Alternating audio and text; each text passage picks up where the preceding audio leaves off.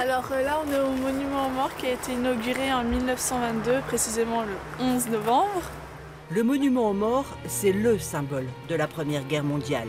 Ces collégiens ont travaillé sur celui de leur ville, Pontarlier. Ils ont aussi conçu des notices biographiques sur ces soldats morts au combat. Alors Maurice Pateau, on a sa... Tu peux nous montrer sa tombe, Adina? Attendez, Ou Tristan? Ah, il est là. Donc là, on a sa tombe. Il habitait où? À Pontarlier, rue de Vanol.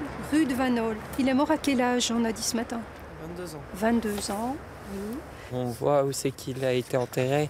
On voit son nom écrit sur la stèle. Ça fait bizarre. Et voici. Avec l'aide de leurs professeurs, leur travail a donné naissance à un livre qui rend hommage aux soldats. Donc ça, c'est une photo de soldats de l'arrondissement de Pontarlier. Et ensuite commencent les notices qui sont classées par ordre alphabétique. Pateau, donc sa photo. Et puis ça, c'est une lettre donc, de la famille Pateau. Je m'étais jamais imaginé que j'aurais sorti un livre, en fait. Du coup, je suis content.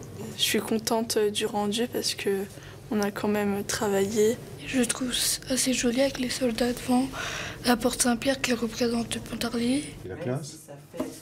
Ils ont effectué leurs recherches sur des sites internet spécifiques. Ils ont également travaillé sur des documents provenant des archives municipales ou du registre de l'état civil. Qu'est-ce que ça t'a apporté de travailler sur 14-18 comme ça? Du respect pour les soldats qui sont morts pour nous, pour la France. Le nombre de morts pendant cette guerre, c'est énorme. Je m'attendais pas à ce que les gens meurent autant, en fait, à la chaîne. D'avoir travaillé dessus, c'est pour nous rendre compte de ce que ça fait une guerre et pour éviter de recommencer. Je pense surtout que si à la guerre, l'humanité elle va être détruite.